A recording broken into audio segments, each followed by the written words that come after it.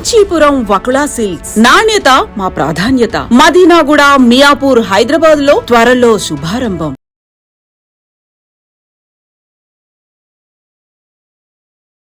నమస్తే, welcome to I dream. నేను మీ లక్ష్మి. మనతో పాటు సైకాలజిస్ట్ డాక్టర్ పూజిత గారు ఉన్నారు. నమస్తే మ్యామ్. పెళ్ళి అనేటప్పటికీ ఒక పెద్ద మూమెంట్, అది ఈవెంట్ కాదు, ప్రతి ఒక్క జీవితంలో చాలా మెమొరబుల్. ఇటు లైఫ్ లోనికి వచ్చే జీవిత భాగస్వామి కోసం చాలా ఎక్స్పెక్టేషన్స్ ఉంటాయి.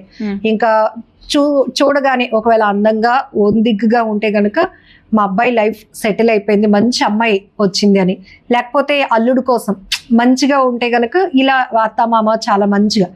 కానీ ఈ మధ్య కాలంలో దారుణాతి దారుణాలు అసలు వినకూడనివి. నవవధువు ఆత్మహత్య చేసుకుందను, అనుమానంతో భర్త ఆమెను ఘోరంగా చంపేశాడను. ఏంటి అసలు ఏం పని చేస్తుంది ఇద్దరి మధ్య? అంటే పెళ్ళైన అతి కొద్ది రోజుల్లోనే ఒకరికొకరు ఏం అర్థం చేసేసుకుంటున్నారని అంత అబద్ధాలు రావడానికి ఏం చెప్తారు అసలు? సైకాలజీ ప్రకారంగా కొన్ని అధ్యయనాలు కూడా చాలా చెప్తా ఉంటాయి కదా, ఏంటి అసలు? సో న్యూలీ మ్యారీడ్ కపుల్స్లో ఒకరిని ఒకరు చంపుకోవడం అనేది most psychopath things. Psychopath, psycho అంటారు కదా, ఆ లెవెల్ ఆఫ్ ఎక్స్ట్రీమ్ థింగ్స్. ఈ మధ్య కాలంలో మనం తీసుకున్నట్లయితే ముక్కలుగా నరికేయడం, సిరీస్ చూసి కుక్కర్లో ఉడకబెట్టడం, అసలు వినడానికే చాలా జుగుప్సాకరంగా వణుకొచ్చేస్తుంది. ఇప్పుడు యంగ్ పీపుల్ అంతా కూడా పెళ్లి చేసుకుంటారా అని అడిగితే ఇలాంటి కథనాలు ఇవన్నీ సోషల్ మీడియాలో న్యూస్లో విని అసలు వాళ్ళు బెంబెలెత్తిపోతున్నారు. లిటరలీ మ్యారేజ్ అంటేనే ఒక పవిత్రమైన బంధం. అలాంటిది దానికి ఒక నటోరియస్ నేమ్ అనేది వచ్చేసింది. పెళ్లిలో ఇంత భయాలు ఉంటాయి. ఆ మొగుడిని చూసి పెళ్ళం భయపడడం, పెళ్ళం చూసి రాత్రి నేను చంపేస్తాడేమో పొద్దున్నటప్పటికి, ఇలాంటివన్నీ భయాలు స్టార్ట్. పగ కక్షలతో జరిగిన హత్యలు చూసాం కానీ 3 ముళ్ళు వేసి తాళి కట్టి తన భార్యగా అంగీకరించినటువంటి భర్తలు ఆ టైంలో మీరు ఇందాక అన్నారు సైకోపాత్, ఇలాంటి ఆలోచనలో ఉన్న వాళ్ళు ఇలా చేస్తూ ఉంటారు. కానీ అసలు ఎవరు సమాజం ఫస్ట్ యాక్సెప్ట్ చేయట్లేదు. చాలా మంచి అబ్బాయి, వీడు ఇలా హత్య చేశాడంటే నమ్మలేకపోతున్నాం, లేకపోతే చాలా మంచి అమ్మాయి తిని ఇలా క్రైమ్ లో ఉంది అంటే నమ్మలేకపోతున్నామని ఏం చెప్పాలి? సో బేసికలీ మనలోనే ముసుగేసుకునే తిరిగే చాలా అంటారు కదా, మేడి పండు చూడు మేలిమై ఉండును, పొట్ట విప్పి చూడు పురుగులు ఉండును. సో ఎవరి పొట్టలో ఏముందో ఎవరికి తెలీదు. సో నేను కూడా ఎవరైనా బొట్టు పెట్టుకుని, అంటే అపియరెన్సెస్ ఆర్ డిసెప్టివ్ అంటారు కదా, మెరిసేదంతా బంగారం కాదు. సో ఇట్లాంటివి ఎవరి మనసులో ఏముందో అనేది తెలుసుకోవడం చాలా కష్టం. ఎందుకంటే కొన్నిసార్లు విపరీతమైన నార్సిసిస్టిక్ పర్సనాలిటీ ఉన్న వాళ్ళు, ఈ మధ్య నార్సిసిస్టిక్ అంటున్నారు కాబట్టి అది ఎగ్జాంపుల్ కింద వాడుతున్నాం. సో ఈ నార్సిసిజం ఉన్నవాళ్ళు లేదా ఈ సైకోపాత్ లక్షణాలు కొంతమంది ఉన్నవాళ్ళు, వాళ్ళు మనలాగే కనబడతారు బయటకు, మనలాగే సొసైటీలో తిరుగుతారు. ఇంకా చెప్పాలంటే నార్సిసిస్ట్ అనే వాళ్ళలో వాళ్ళకి ఎక్కువ చార్మ్ ఉంటుంది, అందరూ వాళ్ళకి అట్రాక్ట్ అవుతారు. తర్వాత వాళ్ళ టార్గెట్స్ వేరు. ఓకే, అందరినీ టార్గెట్ చేయరు కదా, వాళ్ళ టార్గెట్స్ వేరు. సో అట్లాగే మనం ఇది చూసి వాళ్ళ బయట బిహేవియర్ చూసి బయట నుంచి ఒకలా కనిపించవచ్చు. అతను అంతర్గతం అంటే లోపల ఇంట్రోస్పెక్ట్ చేసుకున్నప్పుడు మనకి చాలా విషయాలు తెలియవు, బాగా డీప్ గా ఇచ్చేస్తే తప్ప. సో ఫస్ట్ ఈ పెళ్లి విషయంకి వచ్చేటప్పటికి హనీమూన్ ఫేజ్ అంటాం. So first 1 or 2 years honeymoon phase, బాగుంటారు, బాగా రొమాంటిక్ గా ట్రిప్స్ కి వెళ్తారు, అంతా బానే ఉంటది. సో ఈ హనీమూన్ ఫేజ్ ఫేడ్ అప్ అయిపోతుంది. ఫేడ్ అప్ గానే అప్పుడు రియాలిటీలోకి వస్తారు. సో పెళ్లి చూపులు అప్పటిదాకా ప్రాసెస్ అంతా ఏంటి, ఆ అమ్మాయి అయితే నేను నిజంగా పెళ్లికి ఇష్టం ఉన్న వాళ్ళు ఆ అబ్బాయికి నేను అందంగా కనబడుతున్నానా, నేను ఎంత బాగా వంట చేశాను, ఎంత బాగా సేమియా, నేను ఇచ్చిన సేమియా రుచిగా ఉందా లేదా, ఇవన్నీ అబ్బాయికి పాజిటివ్ గా నేను నచ్చాలి అన్నే ప్రెజెంట్ చేసుకుంటారు. సో ఈ హనీమూన్ ఫేజ్ అయిపోయేటప్పటికి రియాలిటీలోకి వస్తారు. మొత్తం అదంతా విడిపోద్ది అనమాట. పెందర్ రియాలిటీలో వస్తుంది. రియాలిటీలో ఏంటి, వాళ్ళు అనుకున్న వాడు ఐడియల్ ఇమేజ్, ఐడియల్ వైఫ్ అంటే ఒక పెళ్ళం అంటే ఇలా ఉండాలి లేదా మొగుడు అంటే ఇలా ఉండాలి అని ఎవరి మనసులో వాళ్ళకి అభిప్రాయాలు ఉంటాయి. కొంతమందికి చాలా స్ట్రాంగ్ గా ఉంటాయి, కొంతమందికి ఫ్లెక్సిబుల్ గా ఉంటాయి. ఇక్కడ ఫ్లెక్సిబుల్ గా ఉన్న వాళ్ళకి ప్రాబ్లం లేదు, ఇక్కడ హైపర్ స్ట్రాంగ్ గా ఉన్న వాళ్ళతోని ప్రాబ్లం వస్తుంది. పెళ్ళం అంటే ఇలాగే ఉండాలి, హస్బెండ్ అంటే ఇంత డబ్బు తేవాలి, ఇంత ఖర్చు పెట్టాలి, ఇలా చేయాలి, లేదా వైఫ్ అంటే ఇలా చూసుకోవాలి, హస్బెండ్ అయితే పెళ్ళం అయితే చీర కట్టుకోవాలి, ఇలా ఉండాలి, ఎవరితోని మగవాళ్ళతో మాట్లాడకూడదు, ఉద్యోగం చేయకూడదు, ఉద్యోగం చెయ్యాలి, మోడర్న్ గా ఉండాలి. సో ఇలా కొన్ని ఉంటాయి, ఎవరికి ఇష్టమైనది వాళ్ళది, ఇక్కడ మనం ఎవరిని జడ్జ్ చేయాలి. సో ఆ డిఫరెన్సెస్ అనేవి వచ్చినప్పుడు వాళ్ళకి రియాలిటీ క్రిస్టల్ క్లియర్ గా కనబడుతుంది. ఓకే, కనబడినప్పుడు వాళ్ళలో ఉన్న కొన్ని ఫ్లాస్ ఉంటాయి. ఫ్లాస్ అంటే ప్రతి వాళ్ళలో కొన్ని చెడు ఉంటుంది, కొన్ని మంచి ఉంటుంది. సో ఇప్పుడు పెళ్లి చేసుకునే ముందు మనం అర్థం చేసుకోవాల్సిన విషయం ఏంటంటే, అందరిలో మన అమ్మ నాన్న, మన అక్క చెల్లిలో, మన తమ్ముళ్ళలో కూడా తప్పులు ఉంటాయి. మనం ఏంటి వాళ్ళలో మంచిని చూసి వాళ్ళని మార్చుకుంటాం మనకు నచ్చినట్టు. కానీ పెళ్ళి అనేటప్పటికి వీళ్ళు వేరే మొత్తం లైఫ్ స్టైల్ కొత్తగా వస్తాడు. సో ఆ అండర్స్టాండింగ్ కెపాసిటీ తల్లిని సిబ్లింగ్స్ ని ఉన్నట్టు ఇక్కడ డిఫరెంట్ ఈక్వేషన్ ఉంటుంది. ఇక్కడ గైడ్ చేయడానికి కూడా పెద్దవాళ్ళు ఎవరు వీళ్ళతో ఉండరు. సో ఉన్నా సరే అది ఎంతవరకు హెల్దీగా హెల్ప్ చేస్తారు వీళ్ళని అనేది కొంచెం ప్రాబ్లం.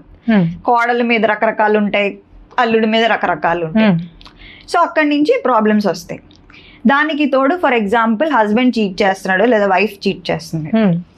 ఇది ఏం చేయాలి, వాళ్ళు వెళ్ళి వాళ్ళ పార్ట్నర్తో మాట్లాడుకోవాలి. అలా కాకుండా వీళ్ళు రాత్రి ఎప్పుడో పార్టీకి వెళ్ళినప్పుడో లేదా ఒకవేళ ఆల్కహాల్ తీసుకునే వాళ్ళు అక్కడికి వెళ్ళి సిట్టింగ్ చేసినప్పుడు వీళ్ళు మాట్లాడితే అటుపక్క నుంచి వచ్చే ఆన్సర్స్ అనేవి చాలా దారుణంగా ఉంటాయి. ఇప్పుడు సోషల్ మీడియా అబ్బాయికి అనుకూలంగా వస్తాయి, ఈమె ఫ్రెండ్స్ తో కూర్చుని ఈమె మాట్లాడితే ఈమెకు అనుకూలంగా వస్తాయి.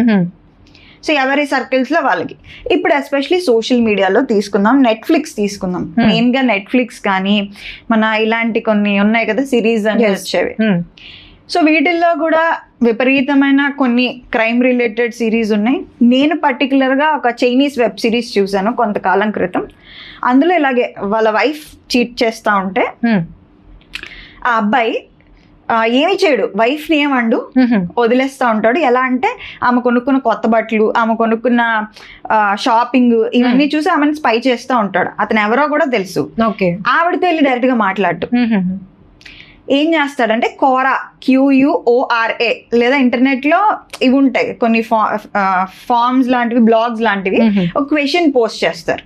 వాళ్ళు క్వశ్చన్ పోస్ట్ చేస్తే స్ట్రేంజర్స్ ఉంటారు, ఎవరెవరెవరెవరో, నా వైఫ్ ఇట్లా నన్ను చీట్ చేస్తుంది, నేను ఏం చేయాలి? సో ఒపీనియన్స్ ఇస్తా ఉంటారు కిందన. సో అలా ఒపీనియన్స్ ఇచ్చినప్పుడు చాలా మంది అందులో పాపం మంచిగా కలుపుదాం అని అనుకుంటూ ఉంటారు. అందులో ఒక అతను ఏంటంటే అతను ఇద్దరు కలిసిపోదాం అనుకుంటారు, అంతా కలిసిపోతారు, అంతా బాగానే ఉంటుంది.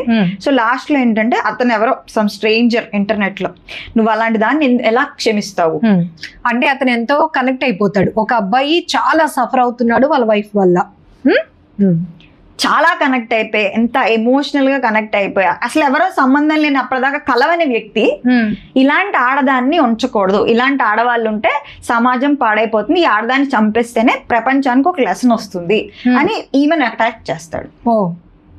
సో దీన్ని బట్టి మనం అర్థం చేసుకోవాల్సింది ఏంటంటే ఎంత దారుణంగా ప్రభావితం అయిపోతున్నదో హ్యూమన్ మైండ్. ఇప్పుడు ఇన్స్టాగ్రామ్లో కూడా రీల్స్ కానీ కామెంట్స్ కానీ ఇలాంటి వాళ్ళని ఉంచకూడదు, ఇలాంటి వాళ్ళని చంపేయాలి, ఇలాంటి ఆడవాళ్ళు అయితే కొన్ని ఎక్స్ట్రీమ్ కామెంట్స్ చేస్తూ ఉంటారు, ఇలాంటి వాళ్ళని ఇచ్చేసేయాలి, అది చేసేయాలి. ఇక్కడ ఆడ మగ అని కాదు, ఎక్స్ట్రీమిస్ట్ వ్యూస్ అయితే ఉండకూడదు.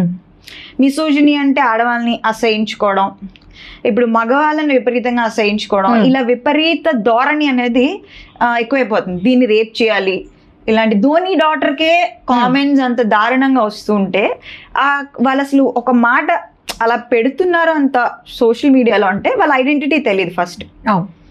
అంత చెత్త ఉంచుకున్న వాళ్ళు, అంత దారుణమైన వాళ్ళు మన మధ్యలోనే తిరుగుతున్నారంటే మనం కామెంట్స్ చూసి బాగానే ఊరుకుంటాం.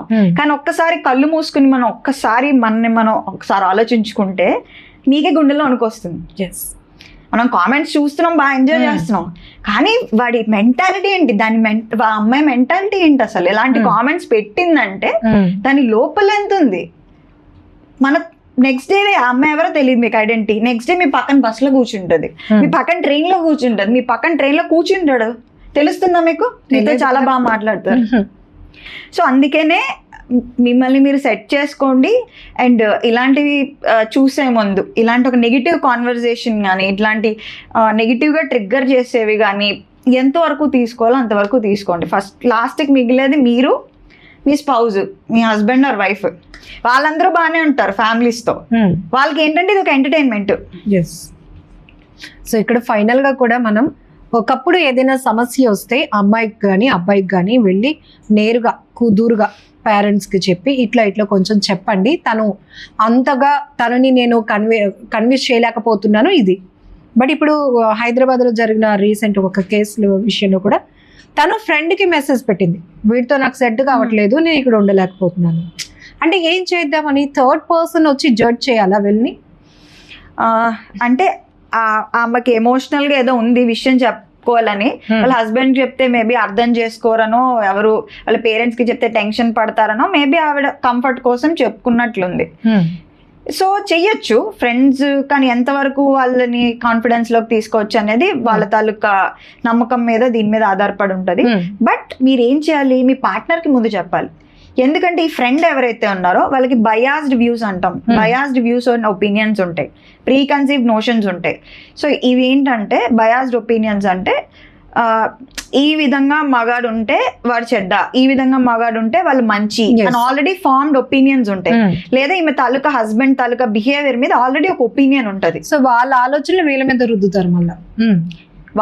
వాళ్ళ తాలూకా హస్బెండ్ తో ఎలా డీల్ చేస్తారో అవి ఇచ్చే ఛాన్స్ ఉంది. లేదా ఈమె మీద జెలసీ అలాంటివి ఏమైనా ఉంటే, నచ్చకపోతే విడగొట్టాలనుకుంటే అందరూ మంచి ఫ్రెండ్స్ అని చెప్పలేం. సో అలానే చెడ్డ అని చెప్పట్లే. సో ఇలాంటివన్నీ ఉంటాయి కాబట్టి ఫస్ట్ మీ పార్ట్నర్ తో డిస్కస్ చేసుకోవడం ఎప్పుడు సేఫ్. ఎందుకంటే ఫ్రెండ్స్ కి చెప్తే అదొక ఎంటర్టైన్మెంట్ టాపిక్ అవుతుంది. ఎక్కువ ఇష్యూస్ న్యూలీ మ్యారీడ్ కపుల్ లో ఎక్కువ చూస్తున్నాం, ఈ చంపేసుకోవడాలు, చంపేయడాలు, వాళ్ళు బలవన్మరణాలు. సో ఫైనలీ మీరు ఏం చెప్తారు? నేను ఇంకెవరికి చెప్పకుండా నాకు సొల్యూషన్ లేదు, దొరకదు అనుకున్నప్పుడు, నేను ఇంకా దీంతో కొత్తగా లైఫ్ స్టార్ట్ చేస్తున్నాను, నాకు సెట్ కావట్లేదు ఇలా అనుకున్నప్పుడు వాళ్ళు పర్సనల్ గా సైకాలజిస్ట్ ని వెళ్ళి అప్రోచ్ అయ్యి కౌన్సిలింగ్ తీసుకుంటే సొల్యూషన్ దొరుకుద్ది కదా. డెఫినెట్లీ ఇక్కడ ఎవరు జడ్జ్ చేసే వాళ్ళు ఉండరు. సో సైకాలజిస్ట్ అంటే ఏంటంటే నా దగ్గరికి వచ్చిన వాళ్ళు కూడా అడుగుతూ ఉంటారు, ఐ డోంట్ నో ఎంతమందికి ఇలా జరుగుతుందో. ఏమని అడుగుతారంటే, మేడం ఎవరికి చెప్పరు కదా, మేము ఎందుకు చెప్తాం, అసలు అలా చెప్పేసి వాళ్ళైతే మీ ఇంటి పక్కన వాళ్ళకో ఫ్రెండ్కో చెప్పుకుంటే వాళ్ళు ఎవరో గాసిప్ అవుతారు. మీరు మాకు మీరు పే చేసేది, మా దగ్గరికి స్పెషల్లీ వచ్చేది ట్రీట్మెంట్ ఇచ్చేది మేము కాన్ఫిడెన్షియల్ గా ఉంచుతాం. ప్రతి సైకాలజిస్టు, ప్రతి సైకియాట్రిస్టు కూడా వాళ్ళ తాలూకా పేషెంట్ డేటా కానీ, వాళ్ళ పేర్లు కానీ, వాళ్ళ తాలూకా ఏజ్ కానీ, వాళ్ళ తాలూకా ప్రాబ్లం కానీ మూడో వ్యక్తికి తెలియకూడదు. అలా తెలిసింది అంటే వాళ్ళు వాళ్ళ స్టాండర్డ్స్, ఎథికల్ స్టాండర్డ్స్ పాటించట్లేదు, వాళ్ళని రిమూవ్ చేసేయచ్చు రోల్స్ నుంచి, సైకాలజిస్ట్ కింద, సైకియాట్రిస్ట్ కింద. ఇప్పుడు ఎంబీబీఎస్ డాక్టర్స్ కి ఎలా రూల్స్ ఉంటాయో అలాగే మా సైకాలజిస్టులకు కూడా కొన్ని రూల్స్ ఉంటాయి. ఎథిక్స్ ఆఫ్ సైకాలజిస్ట్ అంటాం. సో ఆ ఎథిక్స్ లో ఇది ఫస్ట్ అండ్ ఫార్మోస్ట్ ఎథిక్. కొన్ని విషయాలు తల్లికి తెలిసింది పిల్లడికి చెప్పం, పిల్లడికి తెలిసింది తల్లికి చెప్పం. అంత కాన్ఫిడెన్షియల్ గా ఉంచుతాం, ఎందుకంటే కొలైడ్ అవ్వకూడదు. కొన్నిసార్లు అందరినీ కూర్చోబెట్టి చెప్తాం. సో అలా కొన్ని ఉంటాయి. సో కాబట్టి ఇవన్నీ అర్థం చేసుకుని you can consult. Thank you so much అండి. నమస్తే.